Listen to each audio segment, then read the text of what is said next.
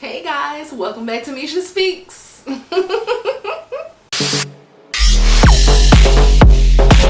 back so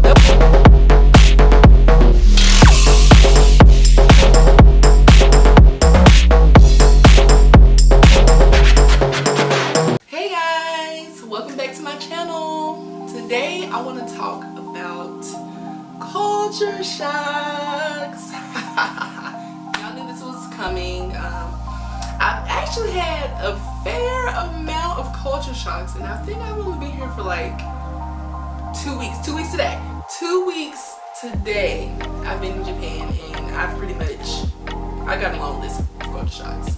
I was gonna break them up into ones that I don't like and then ones that I do like, but that was just really too much work for me at this time in my life. So I'm just gonna list them and then tell you which ones, like, as I talk, which ones I like, which ones I don't like. So without further ado, I'm looking at my phone here. The first culture shock, not the first one that I experienced, but just the first one that's on this list, was walking on the left side, even the stairs. So I knew that in Japan you drive your car on the left side of the road, and in the steering wheel inside the car is on the right side, so everything's flipped over here when it comes to driving. However, what I was kind of shocked to see was that even when you're walking on the street, you're walking on the left side as well. So they kind of keep that fashion and that pattern of going on the left side. So that was a little shocking, and I was a little like clunky and clumsy, like trying to figure out like just trying to like get into like the flow of just like people traffic. So that was like kind of difficult in Tokyo because people were just like moving, and so like that was tough. But also, even as you're walking on the stairs as well, I've seen a lot of people like walk over to the left side. So that was a bit of a culture shock for me. Even though I kind of knew about the left side of the driving, I wasn't prepared to like also walk mostly on the left side. Now, do all people do this? No. And that's going to be a caveat for like a lot of this. So caveat, literally not everyone does everything, because I just know it's going to be somebody who's going to be like, oh my god, I don't give a fuck. So caveat, obviously not all of these are going to apply to every single Japanese person. Okay. Another thing that I saw that was pretty shocking was that I saw a lot of older people being extremely active. So I am from the States, the United States of America, and usually after a certain age, we usually see our older people kind of settle down a little more and they don't move around as much. But I've seen really much older people, 70s, 80s, walking, and not just like walking, mobbing, okay? Riding their bikes, doing exercises, and it was just shocking to see, because the first thing that I thought when I saw, I was like, oh my god, why is someone letting their grandparents like out here, like just be out riding their bike in the heat or like whatever the case may be? But I'm learning that for them this is normal. Their normal is being active, while our normal in the US is just not so active. You know, don't kill the messenger. Y'all know we're not that active. We do a lot, but we're not necessarily active people. And so that was pretty shocking. So next is drinking and driving.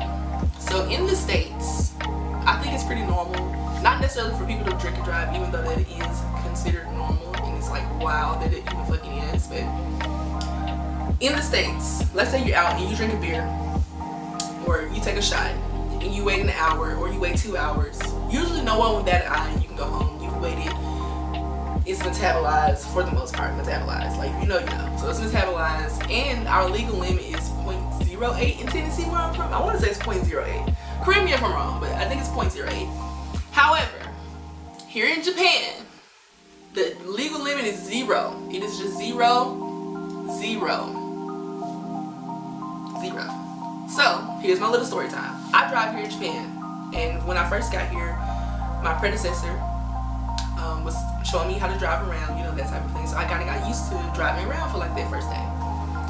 So we went out to eat. got yakisoba. I had a beer at yakisoba, and then we came back to the house to like drop some things off from his apartment. He was driving, and so when we were leaving to go do something else, I was about to get in the car and drive, and so my supervisor, she was like, no. And I was like, what is happening right now? She was like, you drunk a beer. And I was like, that was like 2 hours ago. And so she was like, no. She was like, here, like, it doesn't matter. Like, when you drink, you just do not drive. Dame. So that was super shocking to me, because back in the States, I would like drink a beer, wait an hour and a half, sometimes 2 hours, and then I would go home because I would be fine. I wouldn't be sober, technically, I don't think, but I would be fine to drive. So that was really shocking. So now I know that when I'm ready to drink, I'm gonna have to do it after I've done everything for the day, or when I'm going to walk back home.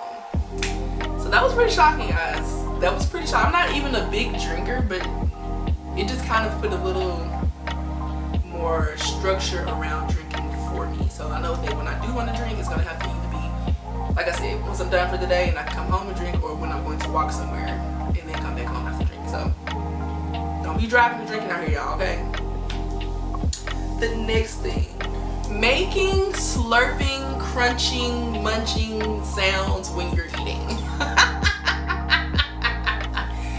Y'all, that was tough for me. Like, when I was growing up, like, my mom told us, like, don't do all that when you eating, because for her it was embarrassing, because it kind of made other people made it seem like we just don't ever eat when we're out and we're making all that noise. But here, it's compliments to the chef when you like tearing your food up and you go and all that. Like, they love that, okay? They absolutely love the slurping, especially when you're eating ramen. This is when I see it the most, at ramen shops. There's so much eating noise. But to the person who's cooking the food, it's a great sound to hear that someone is enjoying your food and they're making all these sounds and they're talking about how good it is. And so it's good to do that here in Japan. That was actually a good one that I liked. That one was like pretty cool. So making sounds while you're eating was considered to be pretty dope. So how to get rid of your trash. Y'all, help me.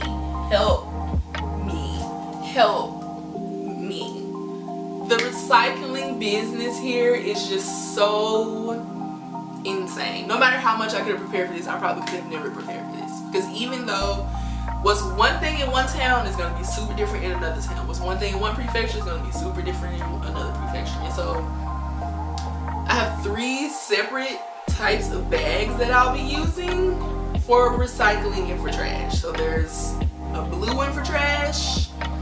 There is a clear with black writing for, I want to say, cans, like cans, aluminum, glass, and they don't go in the same one. You separate them into different bags, okay? Then you have a clear bag with red writing for specific bottles. Yes? See, I don't even know. I'm still not even sure, guys. I still don't even know, okay? So the recycling situation is shocking, because in the US, if I wanted to recycle something, there was a big bin with a whole bunch of things that I could put in there, and I would just put them in there. I didn't have to sort the trash out. I could just put it in, and maybe someone sorted it somewhere. We actually don't know what happens to the stuff that we recycle in the store. I never followed up on it. But besides that, let's say you wanted to get rid of, like, I don't know, some furniture. You can't just like throw that shit in the garbage here. Okay, there's not even a place for you to throw it in the garbage. You have to like drive up in the mountains to like a dump and see if they will even accept it. Like my predecessor had a computer that he couldn't get rid of, and he had to like go online to find a recycling company who would like he could ship it to, and then they would recycle it. So recycling and trash, huge culture shock. Like, you just cannot throw stuff on the street. You just cannot throw stuff away. You have to sort it into its proper place and etc. So that has been a little anxiety inducing, but eventually I guess I'm just gonna get the hang of it. So that, man, even just talking about it, that was a huge culture shock. That was a huge culture shock, the recycling stuff.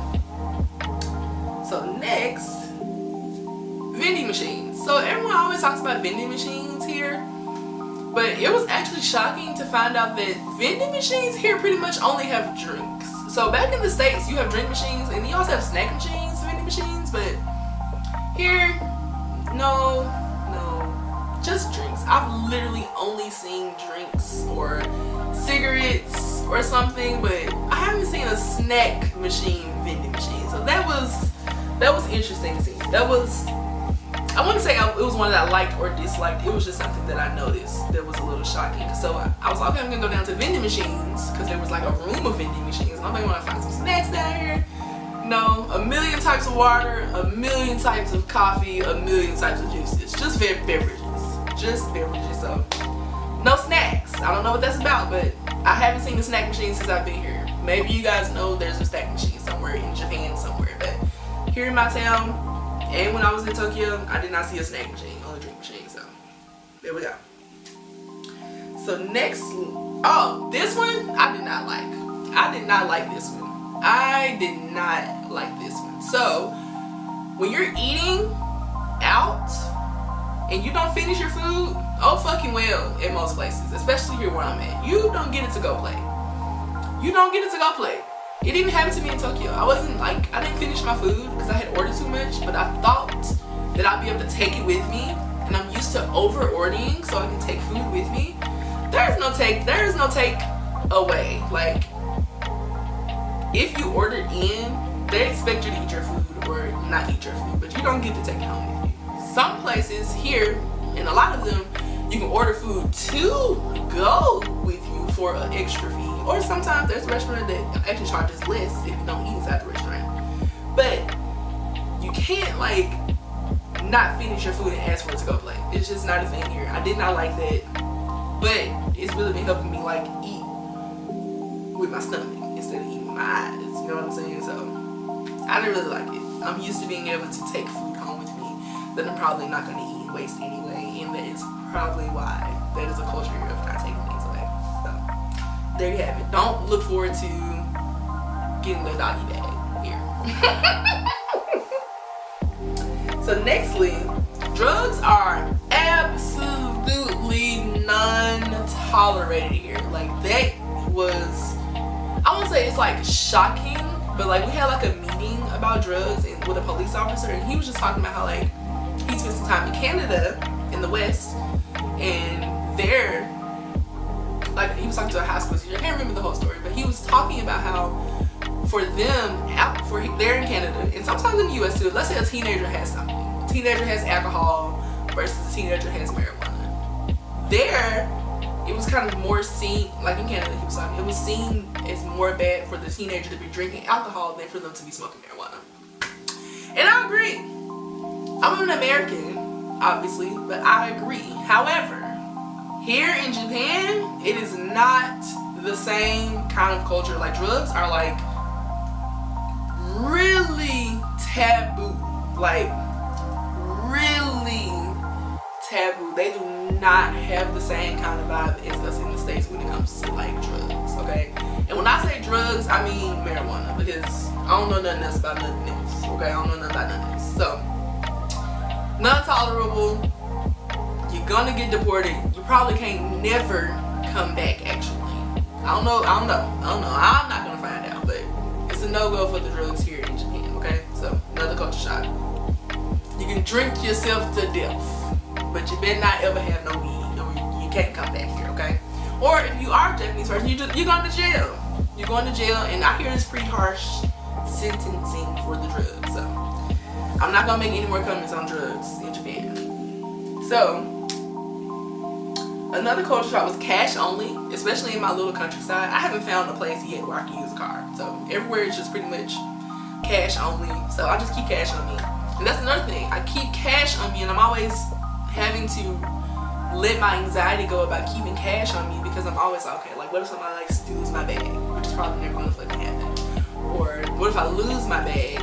Somebody's probably gonna fucking find a way to give it to me. Like, and you know, it's just, that was shocking. So I remember like I kept leaving, but I would leave my big wad of cash at home and only take a little bit with me, and I kept running out of money because I didn't want to have a whole bunch of money on me. But pretty much everybody has a lot of money on them because it's mostly cash. So that was really shocking. So I'm getting used to having cash on me.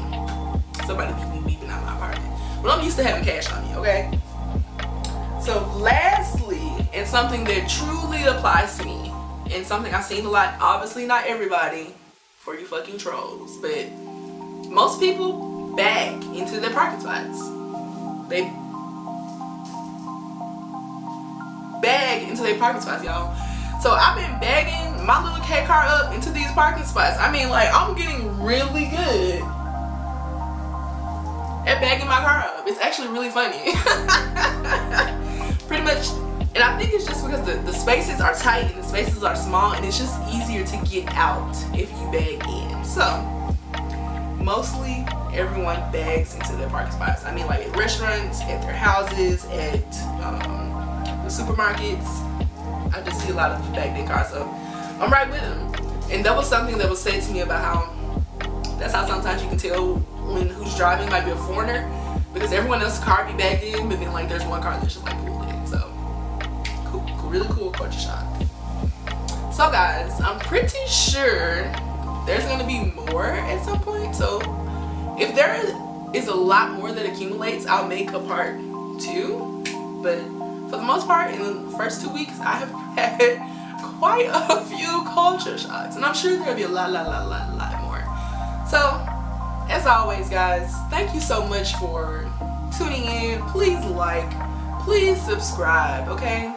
It's not gonna keep me to make videos or keep me from not making videos, but it would be really nice if you did. So, like, subscribe, share my stuff with your friends, share it with people who are interested about Japan, share it with other black people, black women, black bodies who would like to be in Asia, who are in Asia. So just share, like, subscribe, and as always, speak a new language so that the world can be new.